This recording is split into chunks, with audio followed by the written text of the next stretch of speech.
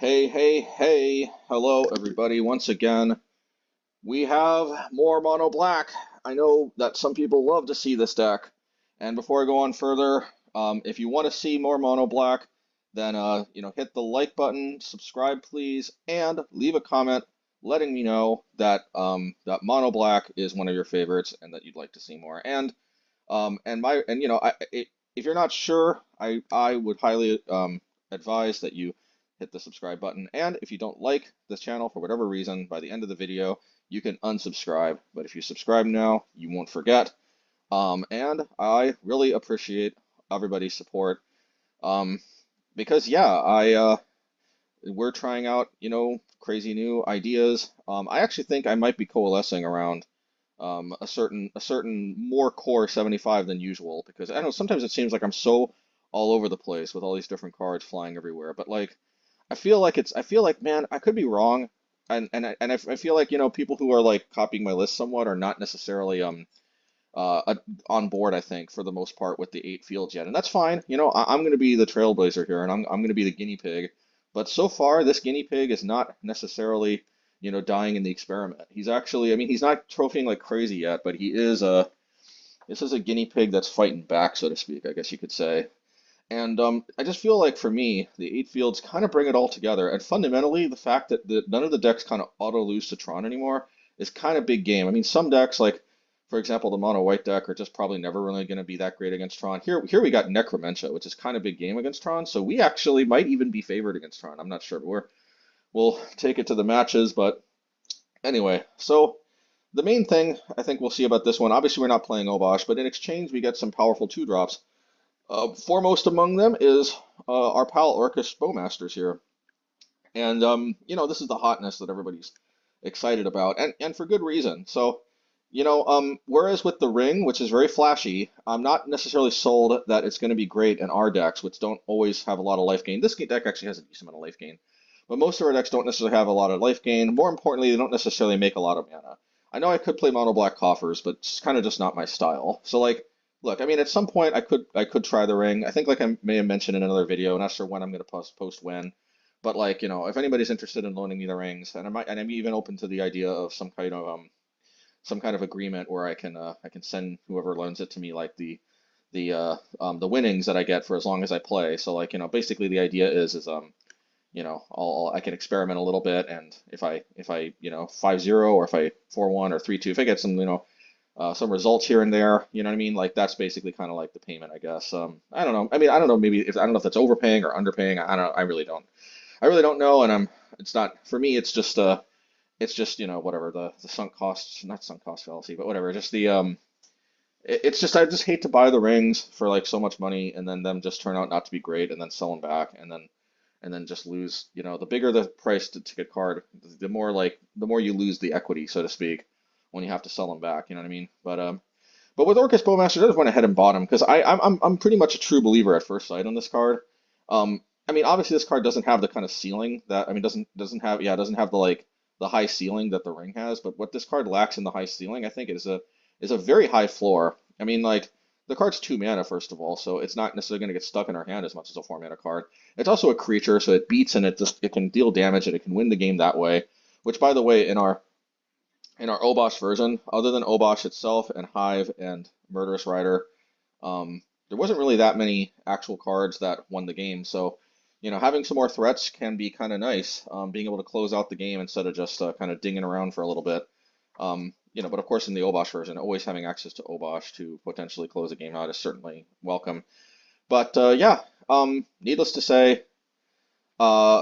card can snipe 1 toughness creatures, of which there are a surprising amount, even in a Ren and 6 world, including, Ragavan, DRC, sometimes Thalia, sometimes other cards. You get the idea. Like I mean, heck, we're playing Funeral Charm. I mean, like that should tell us that there is obviously market share, so to speak, for dealing with 1 toughness creatures. And I mean, ultimately, for me, the fact that this card can do nutty things when the opponent draws more cards, including sometimes straight up disrupt certain combos that draw a lot of cards, for me, that's just icing on the cake. At the end of the day, I think flash speed, putting 2 bodies into play, and getting the utility of sniping something down is just underrated.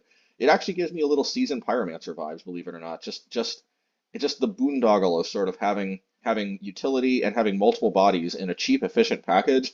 It's different in the sense that it doesn't draw us cards directly, but hear me out. It is giving me very interesting seasoned Pyromancer type vibes, and I'm liking it. And I'm a believer that this is going to deliver for us. So let's take this through a league, see how it does, and I'll go over briefly some of the other cards. I'm not going to go over the cards that were already in the Obosh Black deck, which was the last black, the League One on this channel. Yeah, because I'm gonna upload other color content to the main channel now. The only reason I had split up the content into other into that other channel for a while was just that I used to do daily uploads. I used to split up the leagues once a day. Now that I'm doing it all in one video, I have more freedom to kind of just split these. I mean, to just do multiple different colors, and plus I think it could get stale doing only mono red too. So anyway, yeah. So Bloodcheif's Thirst, Fatal Push, Cling to Dust. These were all fixtures in the Obosh version. Same thing with Funeral Charm. I think I'll just briefly say real quick, because this is probably the clunkiest, jankiest looking card here. As long as we're in a Ragavan world, just having more clear-cut turn one answers to Ragavan is just kind of never a bad thing. I mean, the ceiling is kind of low, but the floor is kind of low too, because worst case scenario, this trade's 1-for-1, making the opponent discard. And the amount of times where I make the opponent discard on their upkeep when they have no other cards in their hand and they kind of discard something good. I mean, it has a little randomness to it because you're not always going to be able to do that, but let's just say the floor is extremely high. The ceiling's kind of low, but the floor is extremely high. And hey, if we can basically minimize the amount of games we lose to Ragavan, then I'm all in. And I think the fact that people, maybe Ragavan should get banned. And you know what? In that regard, I'll admit it. I sold my Ragavans. I mean, they're low on price. Maybe I shouldn't have because they might skyrocket in price again. I was actually surprised to see how much Ragavans went down in price, but yeah, I sold my Ragavans. Maybe Ragavans should get banned, and it's ironic that I'm saying that because I just sold them because I don't think they're necessary in my mono red deck anymore. But I think in a way that's precisely the freaking problem with them, is that when the whole format is warping themselves with cards like freaking Funeral Charm and like so many 1-mana burn spell removal spells like we play in our red deck, to the point where I just don't even think Ragavan is good in my deck anymore. Like, it's ironic because, yeah, like, I'm not playing Ragavan. Well, whatever, this isn't a Ragavan ban video, but does that make sense? Like, if everybody is warping their deck so twistedly, and no, but to be fair, Funeral Charm could have a place in a post-Ragavan world. I doubt it, though. I think this card becomes what do you call that card? Raven's Crime in a heartbeat if Ragavan gets banned. As long as Ragavan's in the format, though, we just can't get caught not having an answer to that card on turn one, and Funeral Charm, just the flexibility of doing that and more is just very good. Anywho's it, yeah, so as you probably noticed, we're not playing Funeral. I mean, we're not playing Raven's Crime, though. We have to make some cuts. So the main cuts here are where we cut Funeral Charm. No, sorry, not Funeral Charm. We cut Raven's Crime and we cut Neil Spellbomb. So in exchange, we get Orcish Bowmasters, which is kind of I guess this is sort of the replacement from Neil Spellbomb, which is totally different cards. But at the end of the day, Neil Spellbomb is arguably not strictly necessary anyway when we have Cling to Dust and Hive of the Eye Tyrant as Grave Hate in the main deck. Anyway, not always the most efficient, or and we've got obviously Necromentia for dealing with specific cards that have graveyard implications. So against a deck like straight up Dredge, it is possible that that not having something Neil Spellbomb can be a big problem. But we still have the 8 fields. Unless Dredge fundamentally changes the way it's built, they're still gonna have a tough time dealing with this much straight up land destruction. So hey, there's that. But in any case, yeah, so Neil Spellbomb comes out, Orcish Bowmasters come in, different card, but, I mean, totally different type of card, but at the same time, we have to make room somewhere. Yeah, and Tourach basically replaces Raven's Crime, where the slot where Raven's Crime used to be. So, like, also kind of different because this card is, I mean, we want to ideally play it for 4 mana, so it's way more expensive than that. But, needless to say, this card was an all-star in the previous mono black decks that we used to play. Pretty much this is one of the main reasons I even felt like a deck like this could be viable. And while Obosh Black shows that perhaps this card is not necessary for the deck to be viable, it is certainly a very powerful card, and it is one of the best rewards, in my humble opinion, for going below, going without Obosh. Um, and then Sheoldred's Edict. This card's basically replacing Murderous Rider. So the thing is, while Murderous Rider has the life gain component and it's a threat, in addition to removal spell, I just feel like Sheoldred's Edict.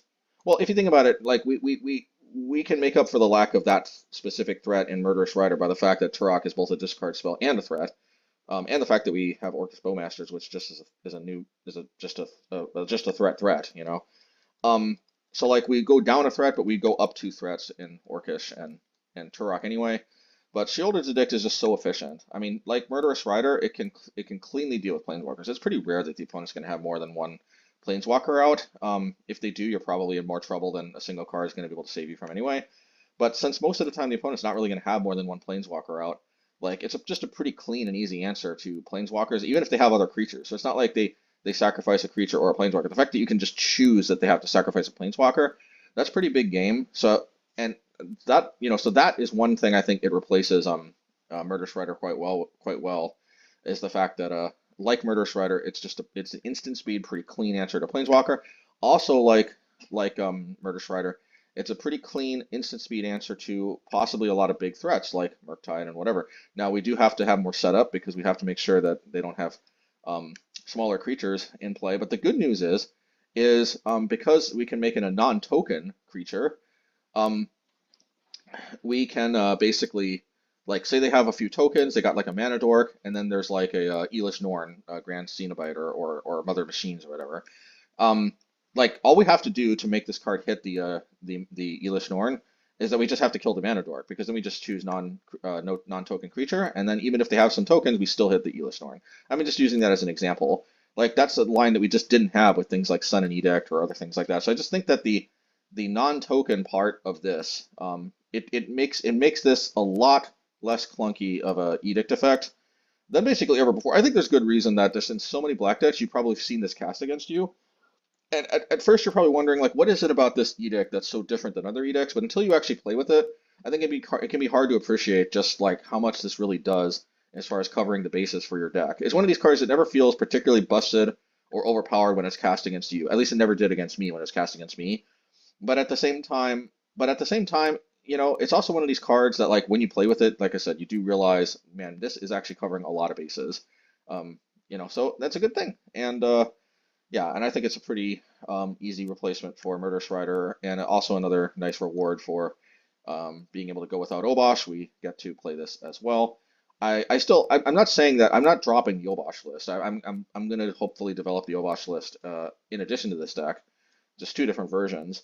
Um, Although I will say that this version is, especially with Bowmasters, could end up being the premier version, so to speak.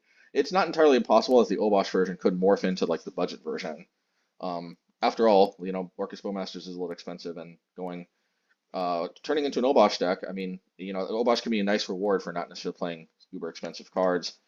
Um, yeah, and obviously we know Liliana and we know March of Wretched Sorrow from the Obosh deck and just from black decks in general. I don't think there's too much more I have to say. Oh, one cool thing that I just want to mention, even though I'm sure I did in the previous videos, is that Funeral Charm and Instant Speed, we can grow our Tourach out of Lightning Bolt range.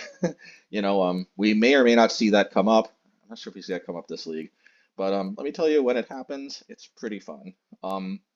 Yeah, I mean, as long as they have one card in their hand, of course, because if they discard a card at Instant Speed, then this card gets +1/+1 from that ability. So they never see it coming. Let me tell you, if you play Tourach with like an extra black mana open, they discard two cards, then it's like their turn, then they lightning bolt on their main phase or something, and then in response, Funeral Charm, like insta scoop. It's like they never see it, and it's like, who could blame them? I mean, who plays with jank like this? But I mean, hey, at least we get rewarded for it, right?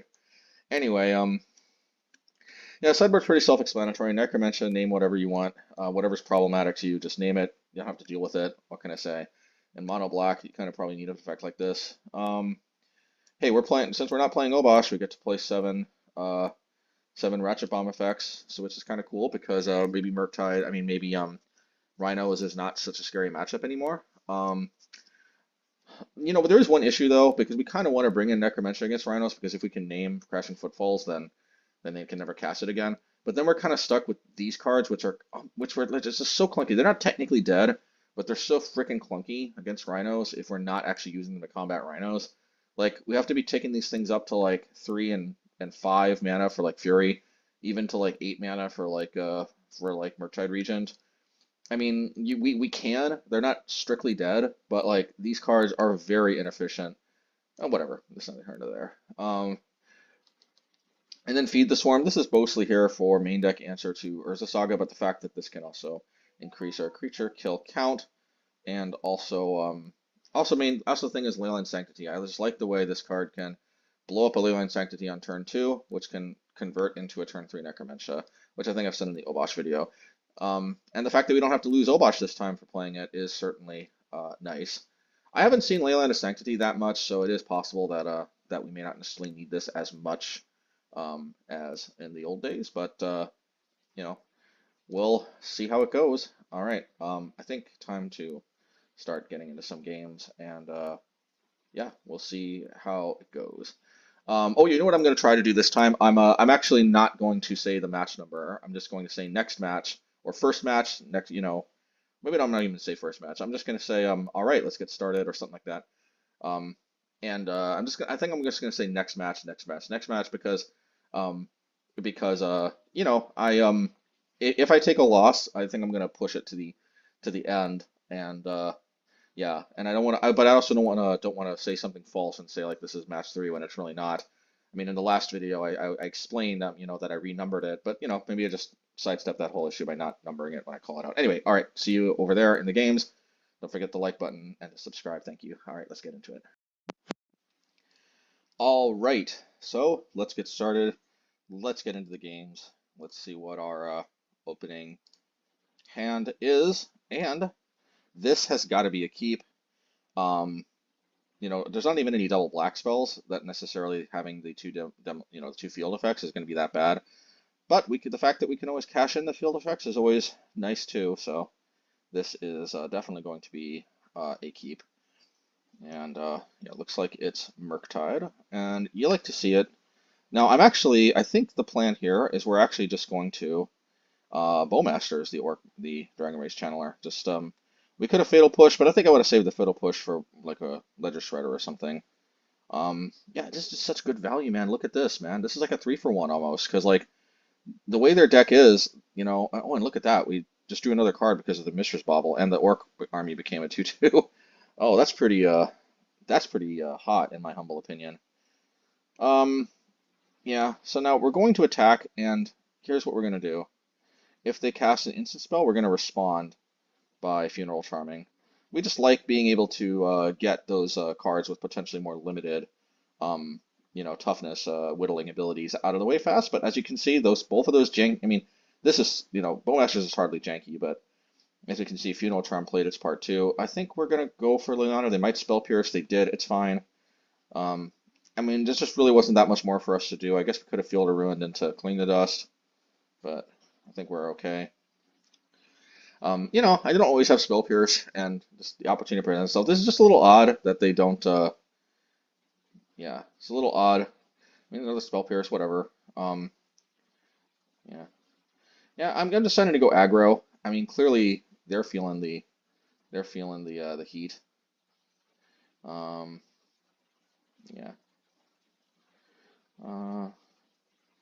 So we could be in trouble if they drop a Murktide, but let's see if we hit that, then they can't necessarily capitalize too much. Oh yeah, they can't drop a Murktide. I forgot this. They revealed Gigantha. So that's fine. I'm actually hoping to draw a Blast Zone. Okay, no Blast Zone this time, but yeah, that was a very underwhelming Underworld Breach because yeah. So we'll tank 3 damage, but I think March was a pretty good call there. I feel like we rip a Blast Zone at some point. Let's see here. Okay, not yet. We're going to take care of that. Oh, no, they ran out of basics.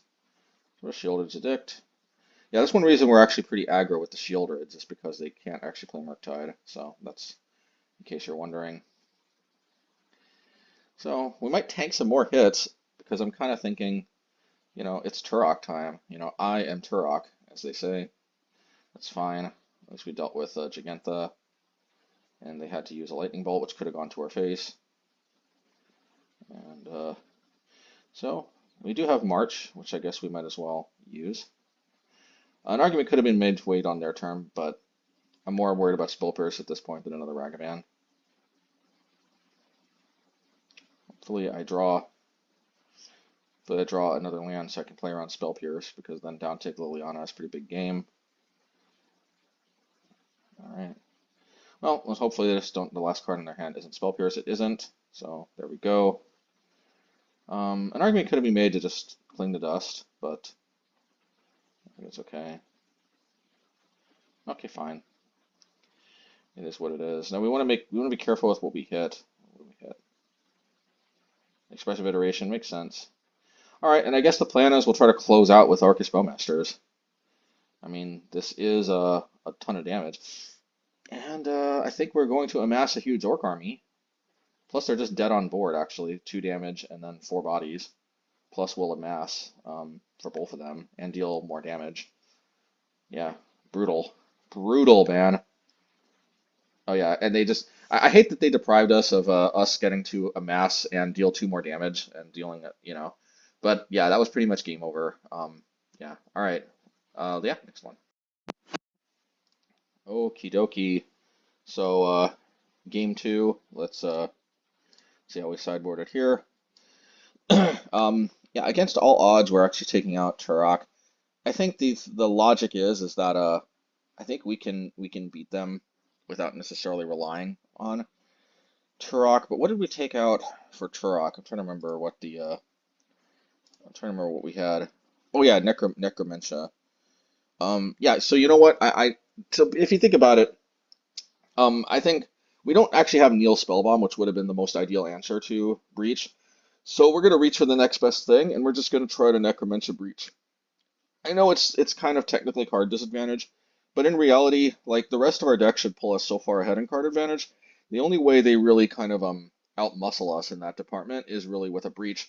And I think that yeah, just the deck is a little too clunky if we play too many high-end cards. So Necromentia is going to be kind of the haymaker we try to hit them with. It's a little more vulnerable to Spell Pierce, but I just think their ability to bounce back after a Tourach, or their ability to shrug off a Tourach because they discard their hand or whatever in time. It just is a great. I think Necromentia is just a bigger knockout punch against the deck. So that's the reasoning there. Let's see what the hand brings us. This is definitely a keep, and this is one of the things I like about Funeral Charm. We got Ragavan covered. I mean, note how this hand can like if they have a Ragavan and a Spell Pierce, this hand becomes this hand could just lose on the spot without Funeral Charm. That's the respect Ragavan demands, and that's also why, ironically, why I find Ragavan is not as good in the format anymore, because people are playing nonsense like Funeral Charm or whatever. Ragavan is always going to be covered, and yeah, what can I say? Ragavan is covered. Yeah, but I mean, you know, hey, DRC, Funeral Charm as well. Just doing that now so they can't juke us by drawing, you know, I mean, by punching it out of range. We'll do March right now. It's just very good mana efficient use of mana. I don't see how they get Delirium from here. Okay, they did not. They're at 3 cards. We're at 5. So, you know, I'm liking it so far. Bowmasters, don't mind if I do. Necromentia, we'll name Underworld Breach. We'll take it out of their hand. And the rest of their deck does not look particularly like we have to be too worried. So, what can I say? Now we could Necromentia again, but I think we're gonna just go for the. I think we play Bowmasters here. I kind of disagree with this, but I guess yeah, I disagree with this. I play Bowmasters here, so this is something I don't agree with because of Unholy Heat. I think I realized Unholy Heat created a problem. My original plan, I think, was to block with the army and then hit it with the 1 damage. But then I'm like, oh yeah, if they burn the card, that's going to be bad. Yeah. Plus, this could have been such a good snipe to hit this. Anyway, it's okay. So we're going to name Expressive Iteration. Yeah, because Expressive Iteration is the other. Like, if you just look at their deck, the rest of their deck's just not that scary anymore. We can continue drawing cards with Castle. We can Sheoldred the Teferi. I think we're gonna try to Hive though. I guess they have Unholy Heat, don't they? So, yeah. But we can Funeral Charm and respond. Oh, yeah, look at that. They didn't actually have Delirium. I guess they yeah, I guess they didn't see that. I think I remember I remember counting the graveyard before I attacked because otherwise we knew about the Unholy Heat, but apparently they forgot that they didn't have Delirium, which is fine. Interesting that it did that instead of Sheoldred, but I guess I didn't have anything else to do, right? So it makes sense. Yeah. And Funeral Charm time. Oh man. See what I mean? These answers are just lining up, aren't they? Oh, bye bye White Source. It was nice knowing ya. So there goes the White Source. Um yeah, I mean they're back in the game, you know. They actually got, six lands. We're going to go down some life, but we'll draw a card, which is always nice. Alrighty. Yeah, I guess we'll probably just hit some of their lands. We can decrease the efficacy of either deck that way. It's always nice. Ledger Shredder. Okay, this is where I make a mistake. I didn't need to do this. I could have Fatal Push the Ragavan and then just Bloodcheif Thirst for one. And Sheoldred being an instant is just very solid. So not sure why I kind of missequenced here a little bit. I remember at the time thinking like, yeah, this is kind of not the best sequencing, but as it turns out, we draw another Instant Speed Interceptor for Ragavan anyway, so it's all and there's the so now we just get to do what we were thinking of doing last turn. So we'll just Fatal Push this, and we'll Bloodcheif's Thirst that as far as Register, and probably we'll start Castle Locthwaining while we can get away with it not losing that much life. Necromentia though is not exactly what I want to see, but hey, it is what it is. Oh, jeez. Yeah, now now we're not gonna lie, we sweated a little bit because we're like, still actually, kicking, aren't they? So, yeah, I guess we'll play Liliana. Oh, that's weird. Oh, yeah, we just took Ragavan. I mean, they're basically out of threats now, and I mean, Spell Pierce, I guess, but we could play around it. And clearly we down tick. We don't want to get hit by the zombie. Yes, they can Unholy Heat us, but they could have one-shot it anyway with the Unholy Heat. So, okay. They discarded a land. We'll use that for mana, so Castle Locthwain, I guess. No, I will castle it every turn. Yeah. Okie dokie.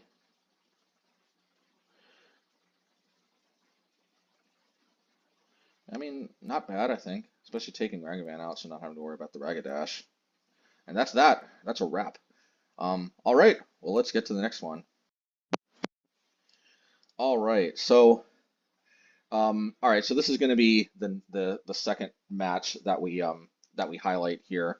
I'm not. So you know what? I guess it makes it easier actually to just say it that way. Just so we can keep track. So yeah. All right. Let's see what we're up against.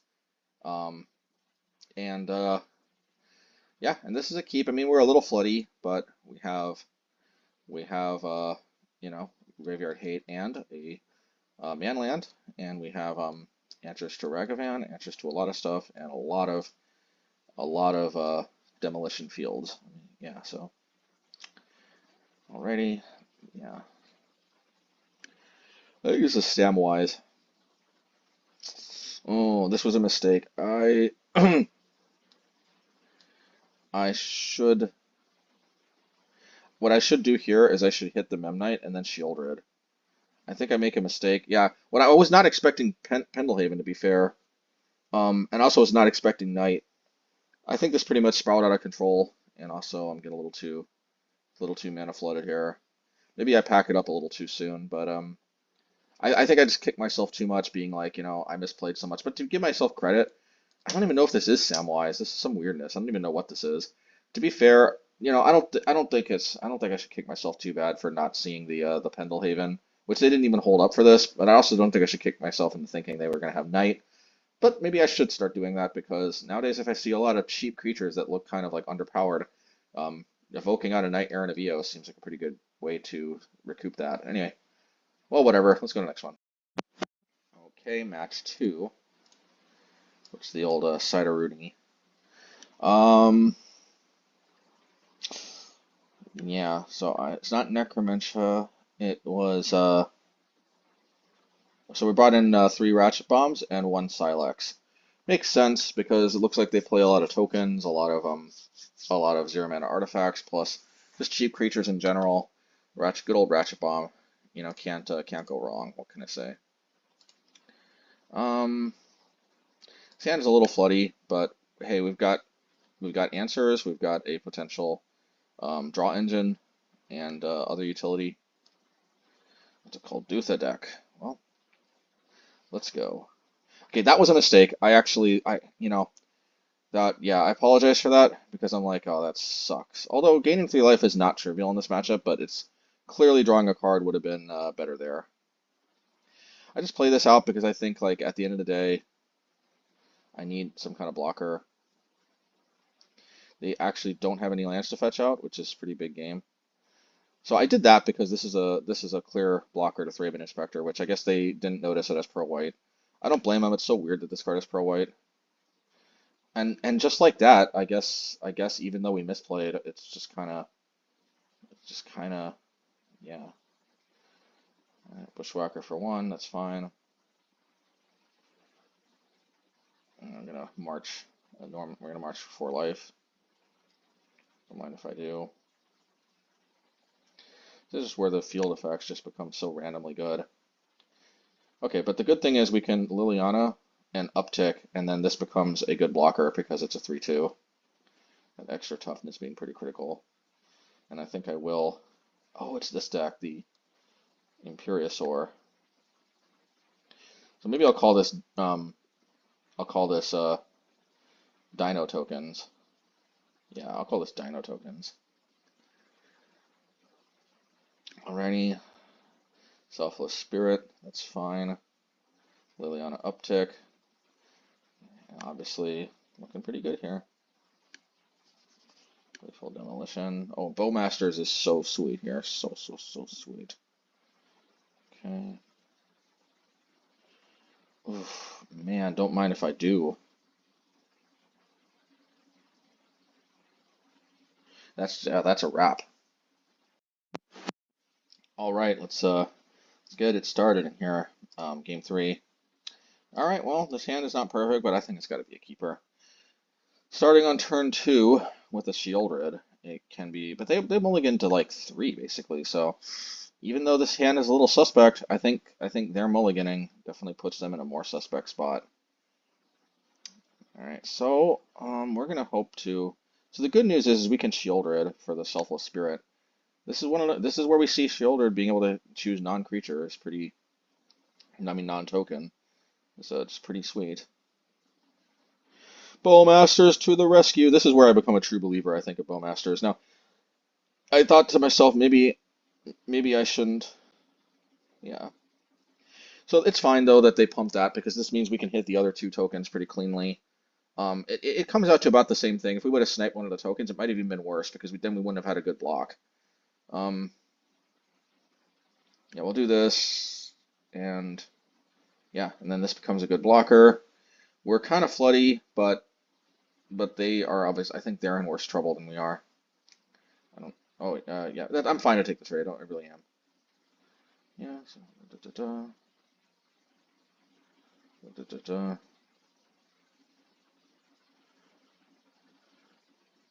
yeah, I'm just gonna get lands out of my hand. Oh no, I could say down ticked, which is fine.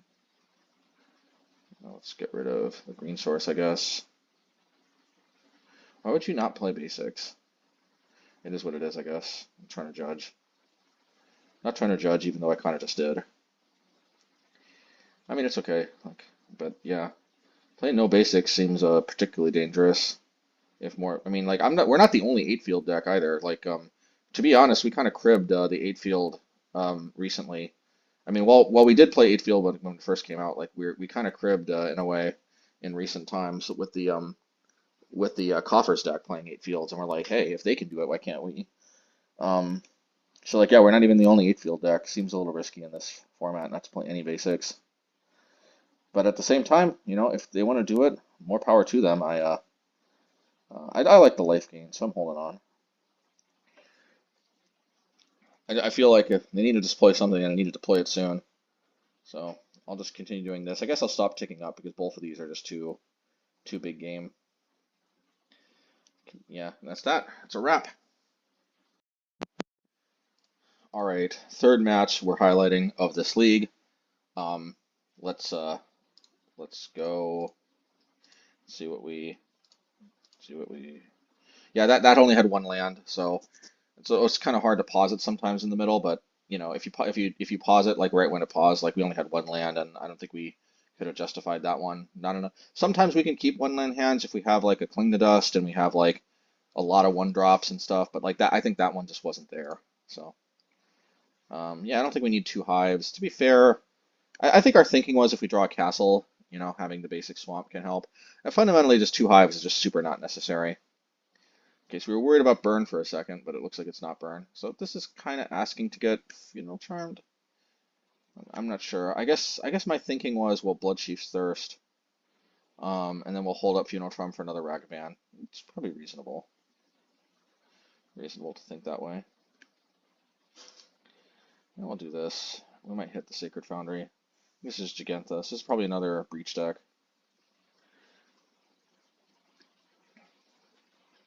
We probably, yeah. We did it on the draw step in case they drew a basic. And we'll do this at instant speed.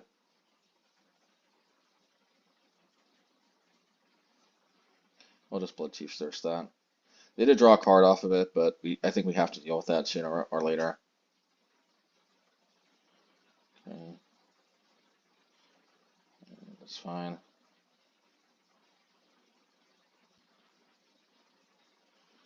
Alright. Let's see. They got 6 cards in their hands. I'm not gonna lie, I'm sweating this one a little bit. Alrighty. We kind of need a Bowmasters. That Tourach could have helped.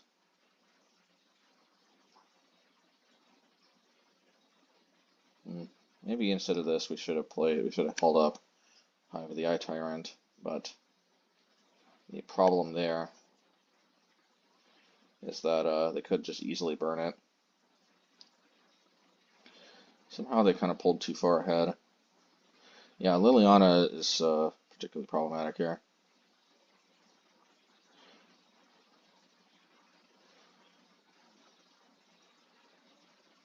Man, we're also just kind of flooding way too hard. I guess we have to go out of Liliana, but I don't know. We're clearly going to get lightning bolted or not. Well, I guess so, but they let us take their Dragon Rage Channeler for no real good reason. Okay. Yeah, that Sheoldred's a deck we really could have used. I guess we drew it anyway. Question is, do we Sheoldred Liliana or do we Sheoldred Ragavan? I think we have to hit Ragavan. Oh, actually, no, we have to do this because discard a card.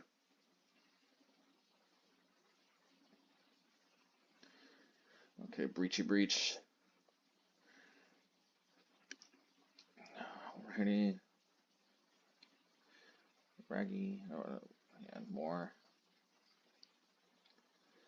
Bolt us. Okay. Cling to Dust or Bolt maybe.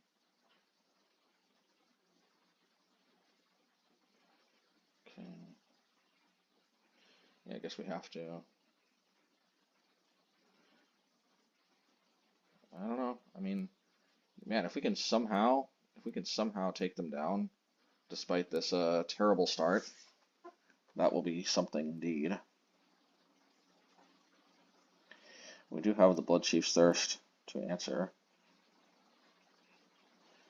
so there is that. And they went so far down cards in their library. Oh my God, Orcish Bowmasters. This is a.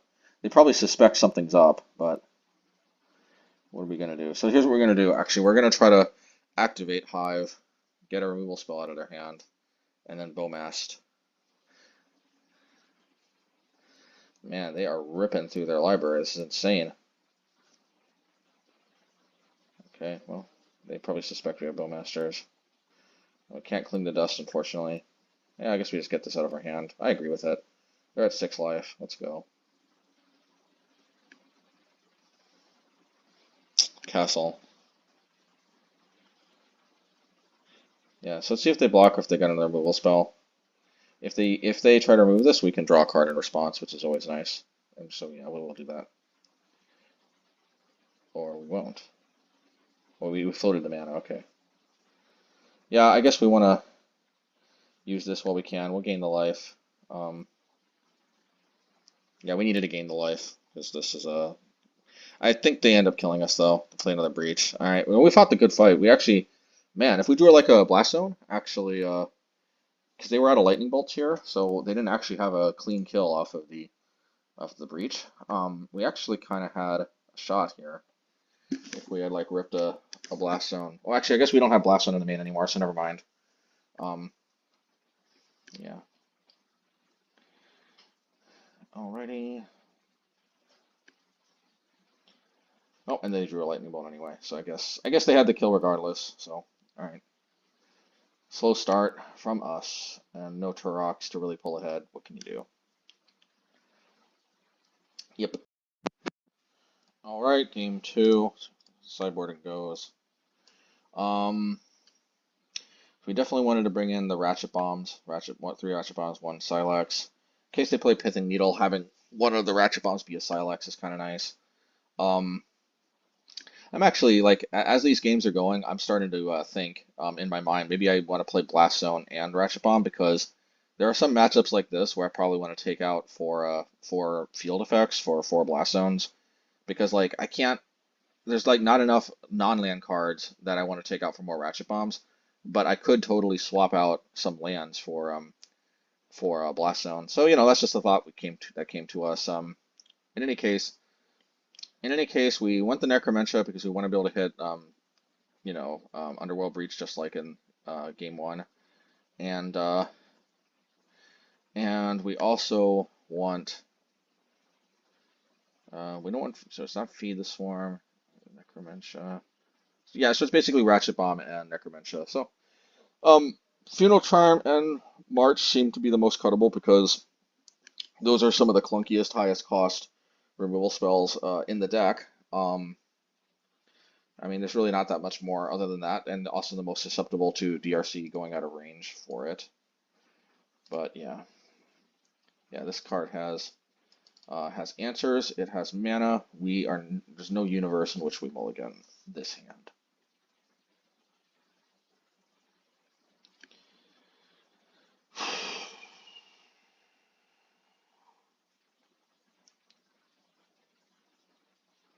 Yep, Hive of the Eye Tyrant, Ratchet Bomb,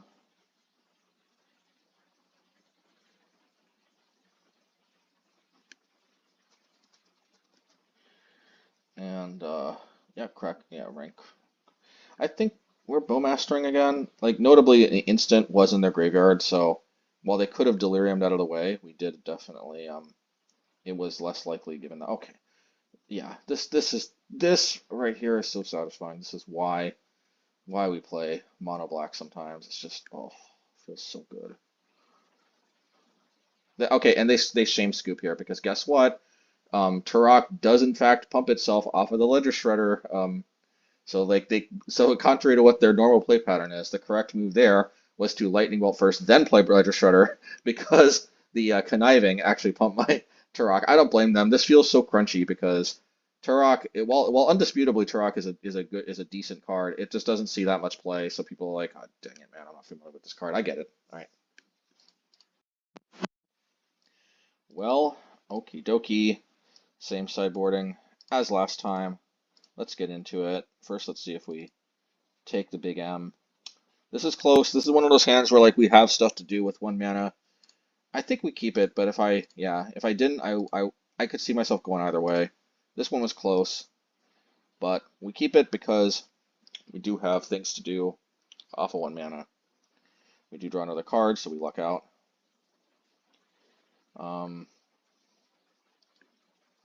I'm kind of close between clinging on the Mishra's Bauble and, Yeah, and I think we're gonna Fatal Push the Ledger Shredder. That's what we're gonna do. Yeah. All right. We want to do this because it's the best way to play around a Ragavan next turn if they have one. They're down to like 9 minutes on the clock, so they have definitely created a clock issue for themselves. Okay. Yeah, we want to hit our land drop, so let's go. And we did. Mission accomplished. I might play Sheoldred there just for mana efficiency purposes. We've got the Ratchet as a backup if they have a counterspell for the Sheoldred. So, all right, all right. I think we want to hit our land drop again, or not. Yeah, hitting the right source actually did seem pretty good. Yeah, we hit our land drop this way. Okay, good thing we didn't auto yield to the end of the turn. I think we can take one, but if they delirium themselves, then I think we actually want to hit this to 2. We don't actually have that many answers to artifacts, so it's a good thing we waited because yeah. All right. I think we have to Tourach here at the end of the day. Like we just have to. And I think they auto yielded, and I think they regret it because that Unholy Heat should have probably gone to the Tourach, but it is what it is. Ooh, this is so sweet. Now we're gonna have to kill our own Tourach, but in response to this, I guess we could have cracked the Ratchet Bomb, but yeah, this didn't have any other good plays here. They didn't have another red, so they couldn't play any other card. So okay, let's get rid of the white source. Don't mind if we do. I guess we might as well Sheoldred now, right? Okay. Okay. I guess we can uptick with Liliana, can't we? I mean, I think so. I vote for upticking with Liliana. I don't know why we discarded Sheoldred. No, I know why. Other than Gigantha, I think their only threats are literally just 2 mana or less anyway. Okay. Well, that's a wrap, as they say. First one didn't turn out so good, but these ones were the next ones were surprisingly easier. All right. All right. Next match. And this is going to be a keep. We're a little floody, but not too bad. I think this is going to be a keep. Always lead on the swamps because then the castle comes into play untapped. I mean, for the most part, there always are exceptions, but so it looks like it's Amulet. It's our old friend, Red-Faced Menace. They seem to like our content, and we appreciate it. We're a little less appreciative of them playing Amulet Titan, but as far as Amulet Titan players go, I don't think there's much more we can ask. Pretty much, if we're gonna have to face a Amulet player, Red-Faced Menace does as much as humanly possible to make the experience, to mitigate some of the unpleasantnesses of the Amulet matchup as much as possible. So that is certainly a very good thing. Definitely check out their channel if you're interested at all in seeing how to play Amulet. They are very good at Amulet, and they're also very good at explaining Amulet. Oh man, we hit the Titan out of their hand. That's big game. So yeah, basically that's one of the advantages of Liliana in this matchup is the ability to pressure their hand. Sometimes we can just kind of boom boom and yeah. Systemic Growth Chamber. Yeah, and it looks like once again we have this option to double hit their do this on their upkeep. Oh yeah, so we're doing this in response to this, yeah, because technically they couldn't. Wait a minute. Oh yeah. We can do this in response to the bounce trigger. So it was Dryad. It wasn't something else. And now we can uptick, take it out of their hand. Okay. If we can, yeah, man, getting rid of Bowmasters seems suspect, but it is what it is. Okay, now we can downtick while still having access to Liliana, which always seems sweet. Now I think in retrospect, I should have put like at least a Valakut or something, in the other direction. because I do think this gives them more of an ability to come back than perhaps we needed. The thing is, man, being able to hit 2 amulets is just pretty big game in my opinion, and I just really wanted to get those off the table. This is also, yeah, making me miss main deck Blast Zone a little bit, but we do have Sheoldred. We have 8 fields though, but if we don't draw them, what's the point, right? Okay. Okay. Alrighty. Bowmasters would have been much better against the Izzet token, but I think we're saving Sheoldred for a Primeval Titan.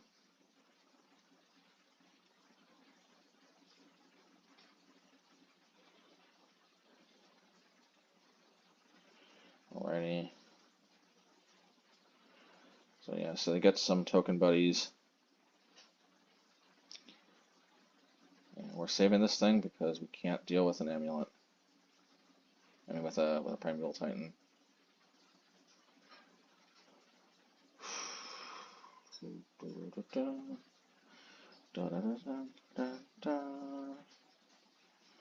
All right, good thing we were patient with the Sheoldreds. Okay. So 3. Yeah, man, if we had put even one in their land, but it's okay.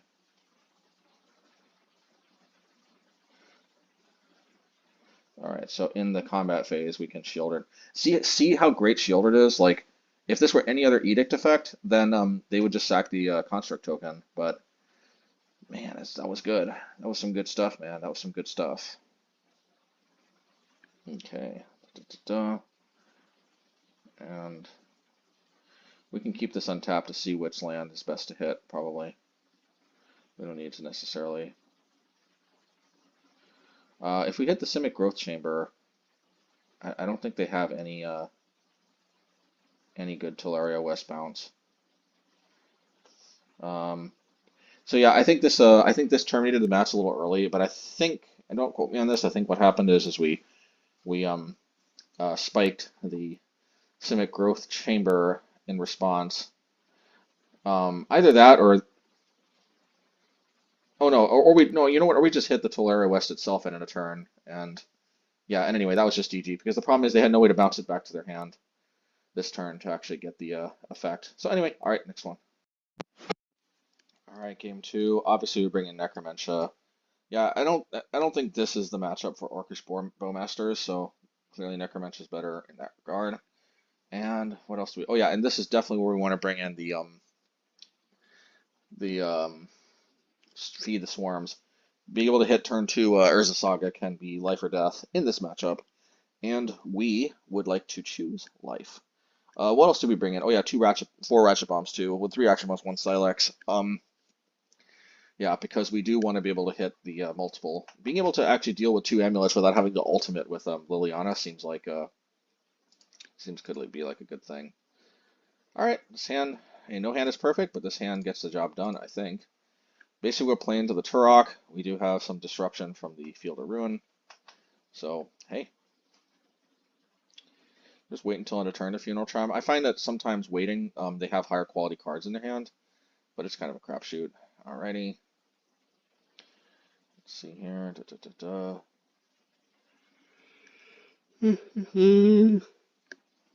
Ooh, the One Ring to rule them all. At least we get to hit both their 1-drops. We get to slow them down here. I don't know if they're going to be able to abuse the ring that badly, which is maybe why they didn't draw a card off of it.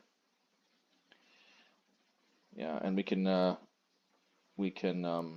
actually going to Tourach here because it creates a clock, unlike Necromentia, and they're not necessarily threatening to like burst out with a Titan next turn. Oh, but plus it's better against a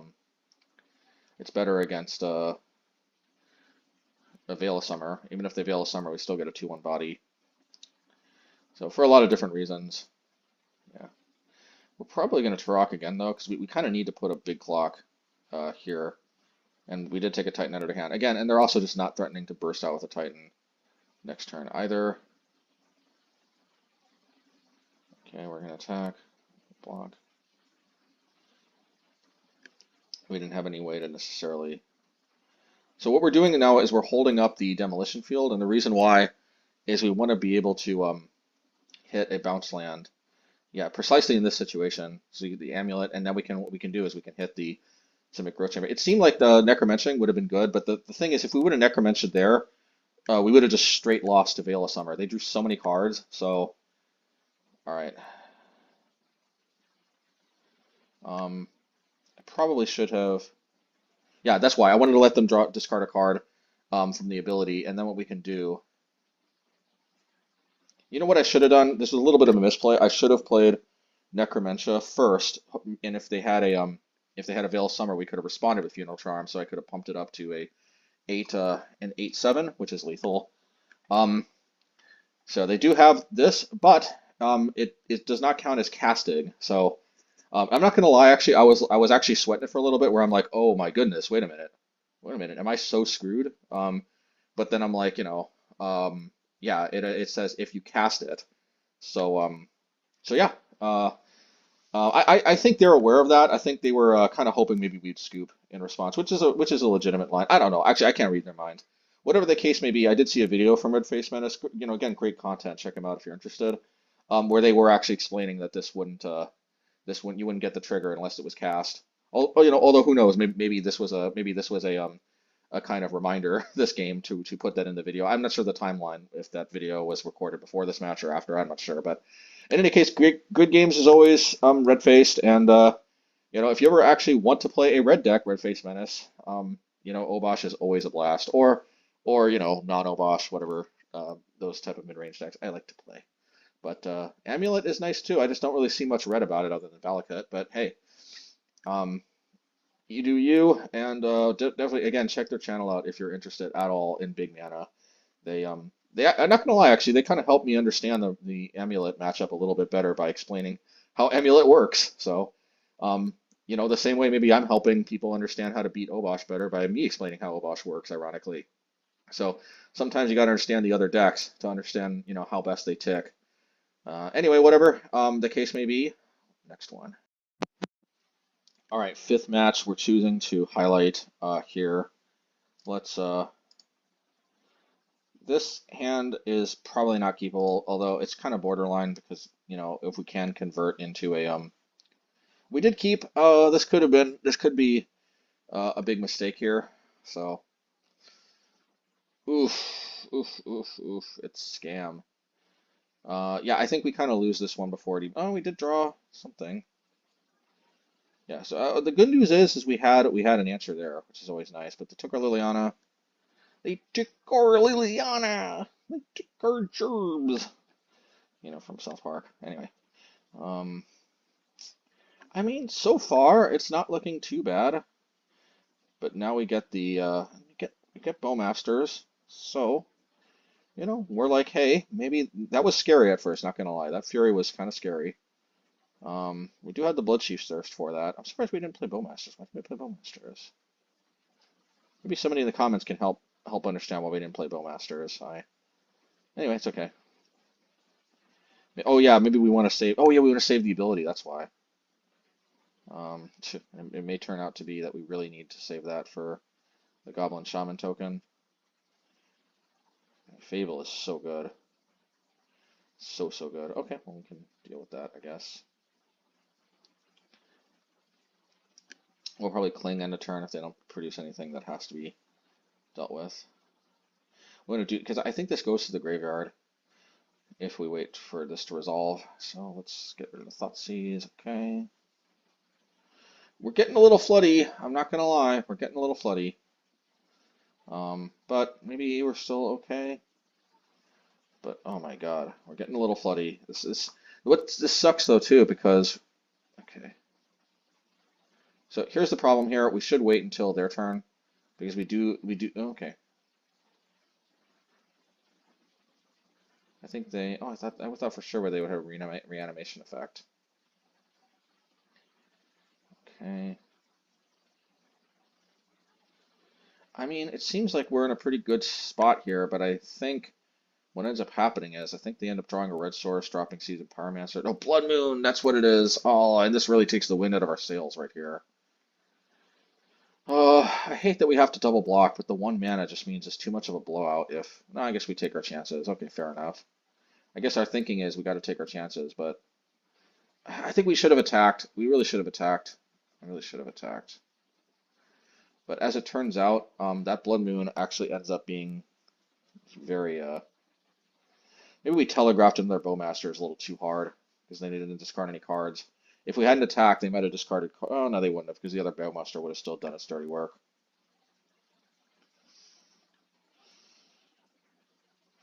I hate losing both the creatures here, but at this point, I'm so worried that they got another removal spell. Grief, well, at least we don't have anything to take. We have gas in the deck. I guess that it does qualify as gas, doesn't it? Okay. I would recommend attacking. I just can't bring myself to it. I'm just like, oh, Ragavan, this is too brutal. Fury. Ouch. Fury is basically ouch elemental. Cling to Dust. Okay. Guess we hit Fable, right? Let's go. Guess we can hit Fury with the Bloodcheifs. Man, the Blood Moon is actually so surprisingly brutal in this matchup. You would have thought, who would have thought, oh man, that's awesome. Talk about brutal. That's probably GG right there. Yeah, who would have thought Blood Moon is so good against the mono black deck, but we get so much value out of our you know, yeah, because they have 8. This is a double strike, so. All right, game 2, sideboarding. Funeral Charm is cool and all, but I think Ratchet Bomb was a little better. It's a little more versatile. I think one of the main things I'm thinking of is Seasoned Pyro tokens can get kind of out of control. I don't know though. Funeral Charm still might be better, being able to deal with Ragavan early. I think I was also thinking though that Ratchet Bomb can deal with the Dothies. I don't know. I don't know. It's a close call, but let's go. Yeah, this hand is keepable. Fortunately, we have to play that tapped, but it's a sacrifice we're willing to make.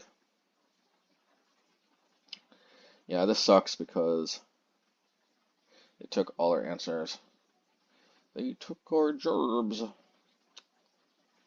Oh man, if we are legitimately trying to boost this to 4 to deal with this grief, then this is probably game over before it even started. I mean, I think in general the way this works is red kind of beats black. So like our mono red deck is favored because our deck has more red than they do. Our mono black deck is probably disfavored because it has less red than they do. Because, you know, I think the general rule is black is better against unfair decks, but red is better generally against fair decks. Oh man, another Blood Moon. I've had enough of this. I've had enough. I'm tired of this. Man, I'm taking so much damage from this grief. This is not looking good. Oh, now I'm regretting putting this up to 2. But my thinking is I do have an answer to the Blood Moon. Ooh, yuck. I think like an idiot here. I think I Oh no, I wait till their turn, which I guess is probably better. I'm surprised I didn't Tourach. No, because then I'm just kind of a dead man. I probably should have Tourach and taken my chances. They can just have another lightning bolt, don't they? Okay. I'm smelling another Feign Death. Ugh, yuck. There goes Tourach. Or maybe there goes Bloodcheif. Yeah, Bloodcheif's actually better. See, somebody might.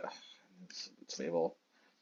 Yeah, so kind of brutal here. Because there's not much we can do. What have we been looking for here? I'm not even sure. Probably Yep. Oh man, that sucks.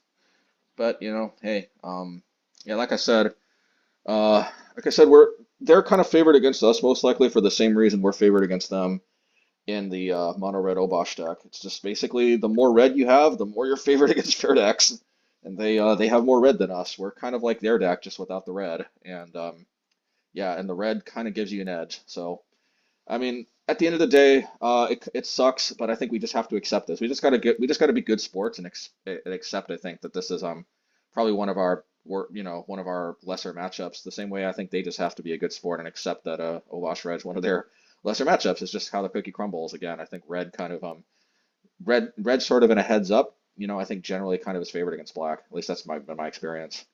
Well, all right. No trophy this time, but I'm still impressed, and we'll get to the post league. Okay, post league wrap up. So, I was generally impressed with this deck. I'm really not going to warp my sideboard or anything or main deck after this to try to shore up the Rakdos mid-range deck. I just don't think there's that much we can do. I guess theoretically we could play Sheoldred the Apocalypse. Look, that could help. The same way Sheoldred helps with them if they're playing it against us. Like honestly, the main way we get juke sometimes nowadays when we're playing red versus Rakdos Scam is Sheoldred the Apocalypse. It's one of the best anti mid-range kind of tools that mono black that the color black has, and specifically it's good against red because of the life gain. The fact that the opponent loses life too when they draw his card is certainly not a to be scoffed at either. But at the end of the day, I just don't think we want to or need to reach for that because I still think we're not going to be favored even with Sheoldred for the same reason they're generally not favored against us even with Sheoldred. So like, while it does improve the percentage points, I mean, if there were more matchups where I think Sheoldred really could make a big difference, I would be more tempted to that. But for now, I think that Shield is really the only card I can even think of that could help shore up that matchup. And also, as you can see, sometimes they rip our hand apart so much anyway. They could discard the Sheoldred. We might get stuck on 3 mana and not be able to cast it. We might get stuck on 1 black under a Blood Moon and not be able to cast it. So like probably Sheoldred's even worse against them in our deck than it is in their deck against us. So it's just like. Anyway, whatever the case may be, I think we just have to be good sports, like I said in the last match, and just suck it up and realize that Rakdos Scam we're probably gonna have to take the L for the most time against it. I mean, it's how the cookie crumbles, right? Where we have greater interaction, but we, but we also have less red, fair deck, non-sensory. So it is what it is. But the only changes is I feel like we lucked out a bit against our pal Red-Faced Menace with the One Ring. The One Ring actually scared the bejesus out of me, if that's the right expression. That actually was like, wow, this is I think this is actually when I started to realize like, whoa, man, the ring. I'm sweating it a little bit here, not gonna lie. I mean, sure, we could Necromentia the ring, but I started to get a little yeah, them drawing a lot of cards. I'm kind of sweating it. So yeah, so I think Pithing Needle. So look, I didn't see any Leyline Sanctities. So I think we can take out the what do you call it the Feed the Swarm for Pithing Needle. It is a cleaner answer to the ring. It can also name Urza Saga. And while we can't prevent them getting the card out of it, it does prevent the tokens from coming out. And while, yeah, so it's not as, but it also costs 1 less mana too, so it has its advantages there as well. So the fact that this can also be some help against Urza Saga when they're on the play and we can't field a Rid in time, it is something too. So Pithing Needle, I think as long as we're in the ring meta, we got to devote some spaces to specifically anti-ring cards, unfortunately. So now here's the thing. Actually, I had tried Pithing Needle briefly and I kind of moved away from it. One thing though is the one time I did try it and I actually did face the ring, what sucked is I couldn't name the ring with it. Actually, could you all let me know? Actually, I have a screenshot to prove it. I'm not interested in like getting anybody in trouble or anything, but I specifically told my opponent that the Pithing Needle was bugged.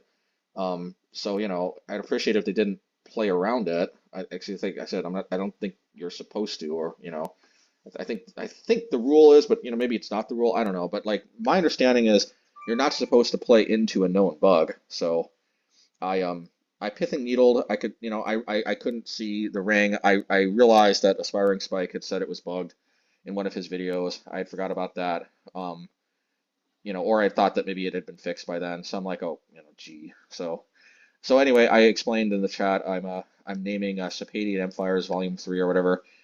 This means I'm naming the One Ring because apparently I can't name it. So hey, yeah, the opponent just ended up activating the ring like nothing. Yeah, I don't know. Like I have the screenshot to prove it, but I should probably just be a champ and just and just let it go. It just seemed a little slimy. I don't know, but maybe I'm missing something. Maybe there's some kind of lore reason or something why the ring is you know um can't be named. I mean, maybe it's so mysterious that it or whatever the case may be. Anywho's it, it's okay. I'm probably just gonna delete that and let it go. I mean, it is what it is. It's just like, man, when you know it's bugged, are you really supposed to just play right into it? I guess to be fair, the opponent didn't know for a fact it's bugged. I mean, I was like 99% sure it was bugged, but I don't think like even Aspiring Spike was like 10,000% sure. Maybe there was a tiny thought in his mind. Maybe the what do you call it? Lore was like you can't name it for some reason, but pretty sure it's bugged. And actually, I looked it up on Google, and people are saying it's bugged. Of course, they could be wrong. Maybe Wizards knows something we don't. We all don't. Pretty sure it's bugged though. Whatever, it doesn't matter. In any case, Pithing Needle is a pretty clean answer to the ring, and I endorse it. As long as it's hopefully been unbugged by now. The other takeaway was, like I said, I think going for 7 Ratchet Bomb effects is just kind of not necessary or advisable. I always kind of wish that we had access to Blood Blast Zone because there are some matchups where we don't necessarily need the full 8 fields, and being able to play some of our anti-creature tech in the land slot seems pretty good. Um, because I just found that I was almost never bringing in all 7 Ratchet Bombs. I think we only really would do that against Rhinos. And again, like I was explaining in the deck tech, we have Necromentia to help hedge a little bit against Rhinos anyway. And if we do fire off a Necromentia, we have all 7 Ratchet Bomb effects. Like the Ratchet Bombs are kind of freaking terrible after Necromentia. Like the whole reason they're in there basically just disappears from the deck. So there's a little tension in that regard. So maybe it's still okay. Also, unlike our red deck, also most of our removal at least deals with a full token, like Fatal Push, Bloodcheif's Thirst, Sheoldred's Edict, which can always hit a token, by the way, in case they have like a what do you call it, Shardless Agent. Ironically, Shardless Agent into Crashing Footfalls is one of the few times where they have like a token and a non-token creature, and we actively want to choose the token mode. So hey, um, anywho's it. I was impressed. I think this was a good showing. It sucked that we lost to Rakdos midrange. We kind of got stomped pretty badly to be fair. But yeah. Anyway, excuse me getting some notifications, but anyway, yeah, it's like 4th of July weekend, so I wonder why I'm getting so many notifications. But anyway, all right, take care, everybody, and hope you all enjoy. Have a great one. And oh yeah, I forgot to do my shout out here. Let's see here. Blah blah blah blah blah. Yeah. All right. I'll respond in 1 second. All right. So yeah, thank you. Thank you, new patrons, Savage Ooze. Thank you so much, Patrick Westman and Jules Varro, Kevin Rubach, S. Robertson, Sophus Garrett, Erwin Lopez, Stanley Franks, Kyle Walters, Mark, Zekel Smith, Lucas Frank, Andrew Watts, and Michael Patton. All of your support is super appreciated, as always. And if you made it this far, I know you like the content. So if you already subscribed at the beginning, like I recommended, I hope you don't unsubscribe now. And if you haven't already subscribed, then please do subscribe. And might as well hit the like button on the way out either. Certainly, I super appreciate it. The channel's growing, and I can't say enough about how much I appreciate that. So thank you, everybody, and take care.